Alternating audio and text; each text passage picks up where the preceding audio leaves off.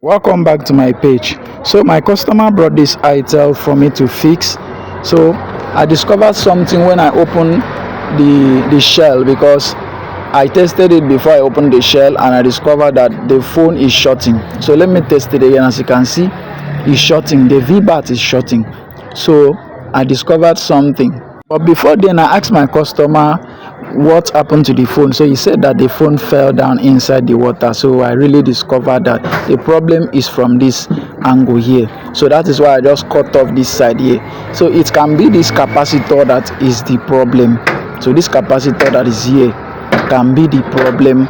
So let me just zoom it in so that you will see the capacitor that I'm talking about. As you can see, this capacitor can be the problem.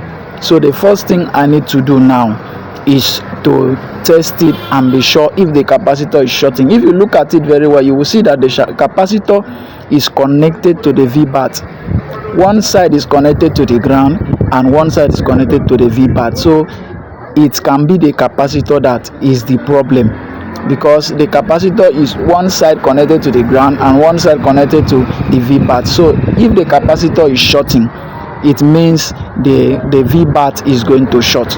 So let me first of all service it to be sure if after servicing the panel, if it's going to work, or if there's going to be no more short again. So let me test it and see again. So let me use my meter and check. If there is short again, I have to remove that capacitor. I have to remove it. So if you have any other capacitor to replace, you can also replace it. So as you can see, it's still shorting. It's still shorting. So I have to remove that capacitor. I have to break that capacitor out.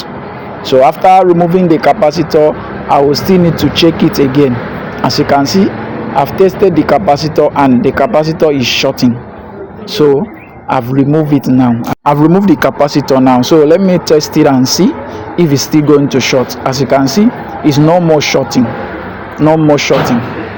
As you can see, it's working perfectly. It's no more shorting. So that capacitor was the problem.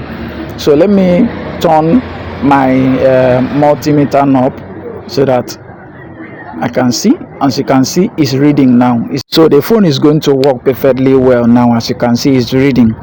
So let me put battery to test it and see if it's going to turn on. So it's supposed to work now. So let me test it now and see. So just watch carefully. Please like this video, share this video. If you have any question to ask me, drop it on the comment section. So as you can see now, the phone has turned on. The phone is working perfectly well now. So it is very simple to fix this type of issue.